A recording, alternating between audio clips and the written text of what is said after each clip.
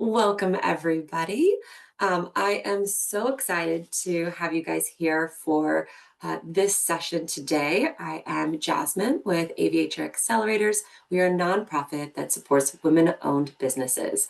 And we do that a lot of different ways, specifically through education, community, and uplifting women.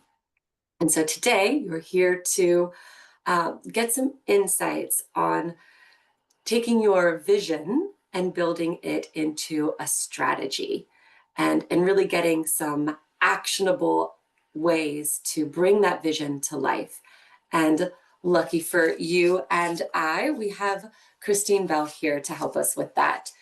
She has a degree in international business and marketing from Northeastern University and a fantastic resume full of experience with as an operations manager and as an entrepreneurial operator systems integrator, which Christine can tell you much more about than I can. She helps lead teams, improves processes, and really is really impactful in driving growth and revenue in companies and has been for several years. So with that, Christine, I am going to turn this over to you so you can take us on this journey about how we're going to turn our vision into action. Thank you so much for being here. Thank you, Jasmine and Jill. I really appreciate the opportunity. And let's see here if I can share my screen.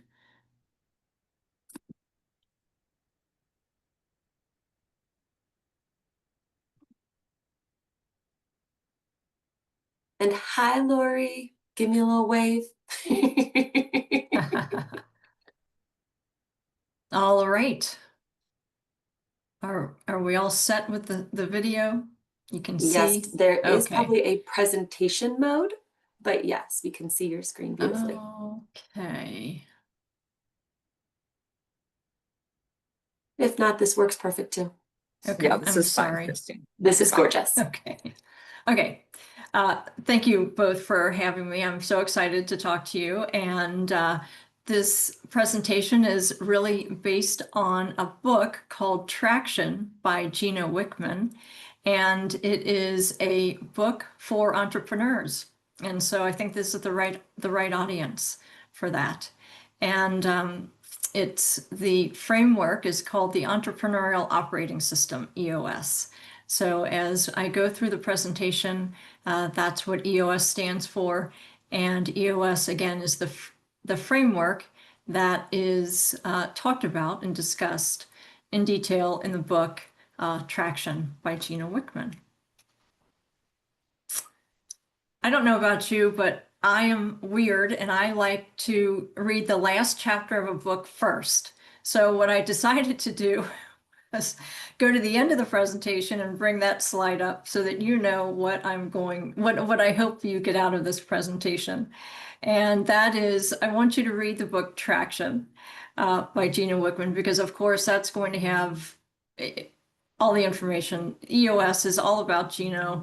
It's his book, his story, and so it's very popular. I'll say there are over 100 companies in Cincinnati now running on EOS, and so I think it would be a great first step. The second is to create a vision traction organizer. In the EOS world, we call it a VTO for your business. And basically, it's a 2-page summary of your business plan. And third would be implement an accountability chart. Again, this is an EOS term, accountability chart, but basically it's an organizational chart that is, let's see, it's by seat. So we'll go over that in a little bit, but just know that it's an important piece. And I think it's one of the first steps you'll want to do as an entrepreneur. And then start conducting weekly level 10 L10 meetings. And again, we'll go through that. They are very structured and will help you move forward. And really that's what the book is about, and the processes. Everything is to help entrepreneurs move forward. All right, well, EOS, there are 6 key components, and it starts with a vision. And I know I just mentioned the Vision Traction Organizer. You want to set a vision for your team, the guiding star, the North Star. Everybody's rowing in the same direction. And when everybody's rowing in the same direction, it's a lot easier to get where you want to go. I don't know if you've read Atomic Habits, where they talk about the 1%. If you just move off course by 1%, it's amazing how off course you actually get. So by having a common and shared vision, it's very helpful to move things forward in a company. The second component is people. You want to have the right people in the right seats. You want to build a great team. And so you want people that get it, want it, and have the capacity to do it. Third is data. We're inundated with data these days. It seems like we have too much data, and that's actually the hard part, to figure out what data you do need. What's the data that you need to see every day that is showing that your company is moving forward, that you're making progress. Another component is issues, and that is identifying, discussing, and solving issues each week. And I always say, don't think of issues as negative all the time. They can be positive. It doesn't necessarily have to be a negative issue. It could be an opportunity as well. But just know that through this process, it's about discussing and solving each week. And then another key component is process. And a lot of entrepreneurs keep everything up in their head, and they don't get it on paper. And as you grow, it's really important to put things on paper, to document the processes, because as you grow, as you gain people, it will be so much more efficient. And it's a great way to onboard, as well as when people leave. You bring someone on, the information that that person's leaving with hopefully is contained in a process. And it's not going to the nitty-gritty of the process. This is all high-level stuff. And the purpose is to have all of these pieces running together. And when you are running all of this with discipline and consistent execution, you're going to gain traction. And what does that look like? It looks like improved profit, improved revenue, and a healthy culture. At least that's what I've experienced. So when you get started, you have your vision. And like I said, it's a 2-page document that we'll talk about next. But the foundation is core values. And the core values, when you're creating your core values for your company, it's your core values too. You don't want to have separate core values for the company and for you. It's the same. When your employees see you out at a restaurant on the weekend, your core values should match what they're like in the office during the week. Additionally, you'll want to create your core focus, and then everything's going to lead towards your long-term goal. Some people call it a BHAG, your big, hairy, audacious goal, a 10-year target, but that's on the horizon. This is what the VTO looks like, the Vision Traction Organizer. And again, it starts with the core values, the core focus, your ideal target. Let's see here, your marketing strategy, your long-term target, your 3-year picture. The second page is your 1-year plan. And then you have rocks, which are 90-day activities that are your priorities in the business each day to get to the 1-year plan. And then you have an issues list. So the issues list is going to help you each week know what to talk about, to discuss. Something that I put on here, and I'm happy to share the slides with you, Jasmine, and you can share it with whomever. This is a link to the EOS YouTube channel, and they have a great channel that has their visionary, and he goes through all the different pieces. So this is a link to the VTO tool. As I said before, people, you want to build the right team, people that get it, want it, and have the capacity to do it. And so it's about building an accountability chart. So this is an example of an accountability chart.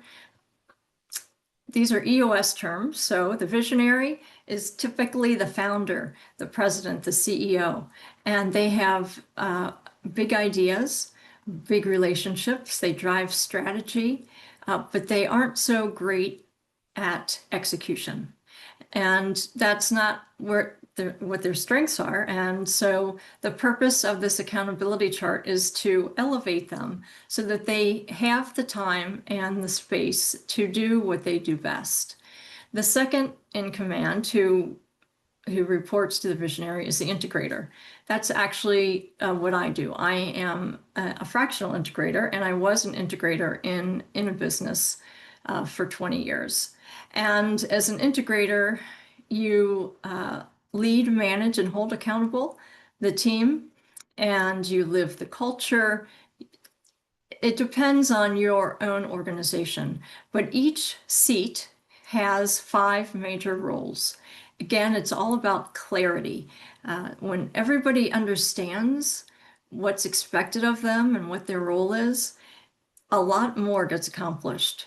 So again, in this scenario, we have the visionary, the integrator, and then it's very simplistic, but we always start with 3 buckets, and that's sales and marketing in one bucket, operations in another, and finance is the third. And those 3 will report up into the integrator, who then reports to the visionary. So something that we talk about is you want to hire for the role and use your core values when you're hiring. And then also I added a link here to the accountability chart YouTube video. Does anybody have any questions on the accountability chart and how it differs from an organizational chart? I think that is a good question. Yeah, I was gonna say I love, well, I mean, I love this this accountability chart. I was really thinking, gosh, how do you identify what role you're really good at? But I feel, perhaps it's one of those things you're like, well, I just know what I'm really good at.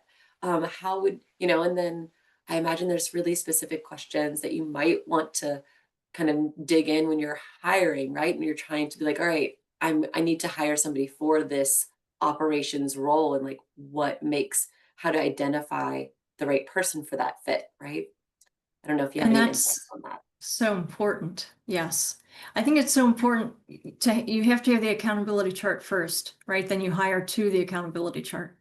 And that's the whole purpose, is that so that you're matching the right person to the right seat. That's a big saying in EOS, is right person, right seat. And I think when you're looking at a 3-year plan and a 10-year plan, it's good to actually build out an accountability chart to those plans, so that as you get closer to those time frames, these are the seats that you think you'll need in order to get to reach those goals.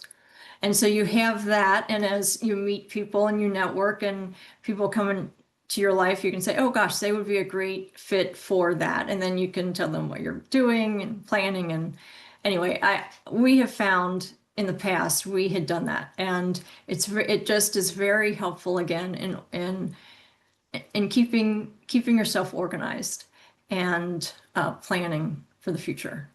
And even knowing what your openings really are. I think sometimes we just don't, we don't always think about it. We're like, all right, I have all this stuff to do, but being able to really identify it in this way and shift the mindset to, this is the kind of role I really need to fill, and then having your eyes open for that, I'm sure that's quite helpful. Absolutely. That's right. Thank you. All right, so execution and building traction. It's the day-to-day. These 3 items are the day-to-day actions that lead to traction. And that's the L10 meetings, that's the level 10 meetings, which I will go over next. And it's very structured. And I know people don't like meetings, especially a 90-minute meeting. But again, it's very structured, very intentional, and it's to help move forward towards your goals. 90-day rocks. So again, in the EOS world, we say that we live in the 90-day increments, and in the real world, we do live, quarter to quarter. And so it's short-term priorities that you have, like 3 to 5 short-term priorities that will lead back to your annual goal. So that's what you should be focusing on about 20% of your week. And then, of course, to-do lists that come out of the weekly level 10 meetings. So I wanted to go through an agenda of a weekly L10, and it's, like I said, very structured. And one of the most important things is that it starts and stops on time. So you start on time. The first 5 minutes is just what good news do you have to share? You go around the table and share your good news. Now, in smaller companies, you may do it with the whole team.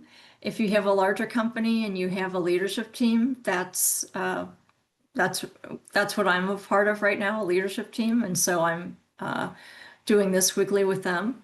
You could also have departments like the sales department or the operations department. They could have their own weekly L10 as well. So it's first 5 minutes of just sharing your good news, then scorecard review, and that gets back to the data and the metrics. So we review the 5 to 15 numbers that we feel are most important in our organization. And that could be, revenue, opportunities, cases closed, what have you. But those are measured each week towards our goal. And then a rock review, again, where do we stand? Are we on track, off track, or complete? So right now, let's see, I have a quarterly meeting, and so I'm putting together a book of processes. That's my rock for this quarter. So each week I say I'm on track because I'm working on it, and I anticipate finishing it by the end of June. So that's good. Then headlines, and headlines are anything that, again, you go around the table and share headlines. So that could be anything that affects the company or people in the company that everybody needs to be aware of. So it could be a new customer, it could be a win or a loss, or something about an employee that everybody needs to know. So that's headlines. Then we go to the to-do list from last week, and just again, we want to knock those out. So we want to make sure that 90% of the to-do list is done. Then we get into IDS, that's 60 minutes, where we identify, discuss, and solve the top 3 issues that we as a group have identified. And how it goes is the person that brought the issue to the table gives a 1-sentence, 2-sentence review of the issue, and then go around the table. Everybody has time to give their input. And the whole purpose of IDS is to not kick the can down the road. How many times have we talked ad nauseum about an issue over and over and over again, and things just don't change? That's the beauty of EOS, is that it is important to discuss and solve issues weekly. And then after that, of course, there are many to-dos that come out of that, and action items. So we recap the to-dos for that week.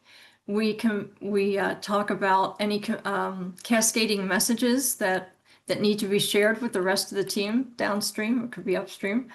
And then we rate the meeting, and rating the meeting happens every week as well. It's called a level 10 because because Gino wanted a 10 every week.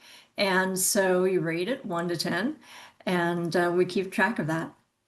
Then hopefully you finished on time. You can only get a 10 if you start and finish on time, and you have discussed your issues, and you've had open and honest feedback and dialogue. This is a Any really helpful, oh my gosh, a good almighty. When I first heard about the level 10 meeting and I didn't have the context, I was like, there's no way we could do that. But now that once I really learned it and understood it, I wouldn't do it any other way. All meetings I do this way now. And some are not 90 minutes, some we shorten to an hour. If there are, if they're just three of us. So you can modify it, but this is the standard. And of course, if you have a large company and you have a leadership team of 5 to 7 people, you're going to need the hour and a half. Do you have any questions, or anybody have any questions on this? I would love to hear at least a couple of what you would consider to be the 5 to 15 key metrics. Oh, goodness. So that's going to depend on your particular company. And I should have written a list down. But so, for instance, the client that I have now, they, so they're an investment firm. And so they want to know the net new assets each week, the total assets year to date, how many opportunity calls, how many centers of influence, COI calls. It could be how many, how many cases are closed, how many cases are opened. Let's see. That makes total sense. So Yeah, it really gives me the insight into this scorecard being really into the nitty gritty of the data. And it's the so data. identifying sort of the things that you're really looking out for, the things that you're really focused on, and then identifying what those contributing factors are to the thing that you're trying to improve or focus on. Absolutely correct. That's exactly it. Yes, you want to focus on the metrics that that are the leading indicators to help guide you to your goal. The lagging indicators aren't very helpful. So you want the leading indicators. Okay, any other questions? Looks like we get to All move right. on. Okay. So rocks, again, these are the short-term priorities, and the rocks can be difficult to identify. Um, they're they need to be SMART, and it's the acronym, the specific, measurable, achievable, relevant, and time-bound priorities to set for each quarter. Christine, can And you some, repeat SMART for me? yes, it's specific, measurable, achievable, relevant, and time-bound. Powerful. All right, keep up. Yes. And so it can be a challenge sometimes when you're in with the team, and the team, some members of the team, their rocks aren't clear enough. And so when it's not clear, then is it done or not done? And so, or maybe the rock that they chose depends on information or activities from someone else. So it can't, they don't have full control of it. Rocks are important because again, it goes down to movement. You want to be moving forward. So these rocks, you want to make sure these activities that you will be able to complete them. Of course, there are times when you can't. Sometimes it's a big rock. So like I said, I have a rock this quarter of creating a book of processes for my client. And that's a big rock. So some people, thankfully, one of my strengths is focus. But some people don't have that. And so they need it broken down into smaller steps. And we just call those, mileposts to help keep them on track. So you can definitely break it down, and you could take one rock and break it down into several rocks. But again, each week we hold each other accountable by saying whether we're on track or off track. And again, it's about moving forward and holding people accountable, and also clarity. So the 90-day rocks are your priorities. You want to spend at least 20% of your week on the rocks. If you're looking for something to do during the day, you finished up this project, you're finished with your calls, your number one priority is to work on your rocks, because they feed into the annual goal. Just like I said earlier, the annual goal then feeds into the 3-year picture, which then feeds into the 10-year target. Any questions on that? I love this notion of just really calling out that when you're done with your tasks for the day or the morning or the afternoon, and you're like, whew, okay, then going back, and then anytime there's any free moment of going back to those rocks and being like, okay, what can I do to plug away at this thing? Exactly. And obviously these things will probably be worked into your day anyway, especially if you, like you said, sometimes having the additional assistance for focus is breaking that one big rock into many different parts, and just being able to go back to that list of what is that next thing. And so it's nice to have a list of things to pull from. Yes. All right. So again, this goes back to one of the key pieces of the puzzle being issues, solving problems weekly, that we identify, discuss, and solve them. And again, another piece is the data, the metrics that matter. Here are some ideas for you. Jasmine: weekly revenue, new customers, conversion rate, customer satisfaction, on-time delivery. So, Yeah, you'd have those and written down somewhere. I should have been patient. the the important thing to know is that you're always refining. In addition to rocks being hard to get at first, the figuring out the metrics is hard to get also. Like I was talking, my client right now, they started with EOS, I think, in 2018, and we're still refining their metrics. So again, it's a process for sure.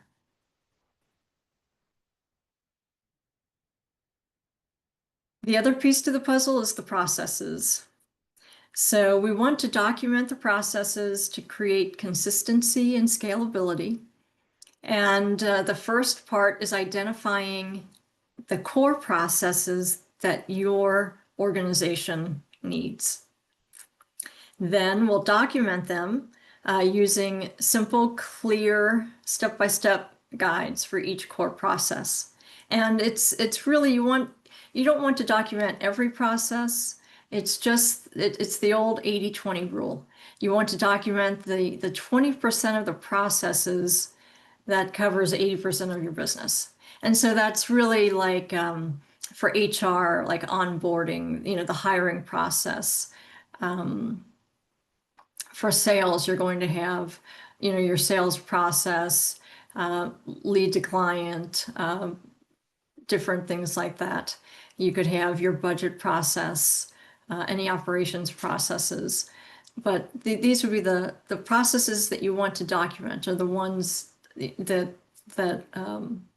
that you use mostly. And you don't document every single step, but it's just a high level document. Then we want to train everyone and make sure that they're following the process. And again, when everybody's clear on what's expected of them and everybody's rowing in the same direction, we can get traction much quicker. And then, of course, we want to manage the team and hold them accountable. So again, just to make sure that everybody's following the processes. And again, it is a process. And so processes change, and that's okay. So it's good to get into a habit of, once you have the processes, the book of processes, to then look at it once a year and, update and change, etc. One statement that is another EOS statement, and that is followed by all. So when processes are followed by all, you create a predictable, scalable business that doesn't depend on specific individuals. And I think that's really important too, as we talked about earlier. As people come and go, you're not losing all of that knowledge. So in summary, EOS is setting your vision and charting a course to that North Star. It's building the right team, putting the right people in the right seats by building out your accountability chart. It's solving issues weekly in the level 10 meeting, creating rocks that are short-term priorities to help get you to the annual goals. And it's using data and processes to help keep you consistent. And again, moving towards your goals. These are some numbers regarding EOS. Businesses that have implemented EOS, 87% of leaders report measurable business impact. 90% believe that there's improved company focus, and 82% believe that their teams are more accountable. Again, EOS is all about clarity, discipline, and accountability. Those are some big metric, those are beautiful, big numbers. Absolutely. Yes. I will say that so in EOS world, there are companies that self-implement, and I would imagine that anybody that listens to this that wants to implement EOS would start as a self-implementer. If you have the resources and the revenue, then you can hire an implementer that helps implement EOS into your business. They teach you the tools, and they're really phenomenal. And we actually have 15 of them in the greater Cincinnati, Northern Kentucky, Southeastern Indiana area. So that's really great. But there's a growing community in Cincinnati of EOS businesses. But like I said, there are plenty of companies out there that self-implement. The difficulty is holding yourself accountable. And so just understanding that when you put these processes and pieces into place, it's to create clarity and hold each other accountable, but that's sometimes hard to do. It's hard for us to hold ourselves accountable sometimes. So absolutely, we have to work on ourselves first. I would say, one of the we hear from our aviator community that one of the biggest benefits and one of the big draws that for our women entrepreneurs in our aviator community is our Monday morning accountability calls. Oh, And great. Jill's amazing at leading these. We keep it simple with a spreadsheet, but everybody, they show up every morning, every Monday morning, same time, same place, right? On a Zoom. And we go through that spreadsheet of, what did you say you were going to do last week? Did you get it done? What needs to get pulled over? What needs to fall over into this coming week? And, what needs to change in order to make that happen, as to, sort of why it didn't happen last week. So, not a lot of, no judgment, but accountability there. And so I think the feedback we get from the women in our community is how valuable that is to have a little bit of help with accountability. Self accountability is one thing, and having accountability within a group is a little bit even more effective. Absolutely. That's great. So back to next steps. If you have a chance to read the book Traction, you can get it at the library. I know Kenton County Erlanger branch has a couple of copies. Create a vision traction organizer for your business. Implement an accountability chart. Start conducting weekly level 10 meetings. That's easy to do and doesn't cost a thing.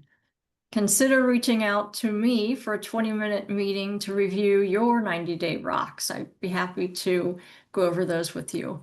And then I've listed some resources, the EOS Worldwide YouTube channel and EOS Worldwide website, as well as one of the local implementers sent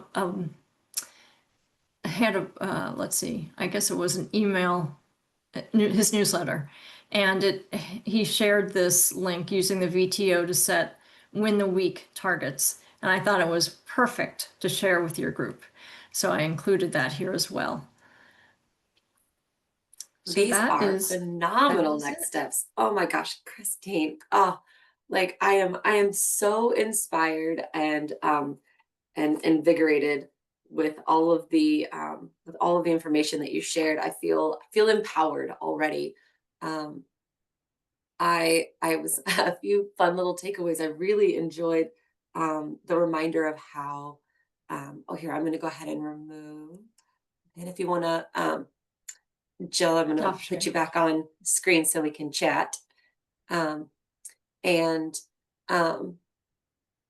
I just wanted to like the reminder of staying on track and how easy just one little % can take you off track so easily and so significantly. And I had never heard of BHAG. That was just one of those little fun little tidbits where I'm like, oh my goodness, that's fantastic. And then of course like those little nuggets that you take home from these things, right?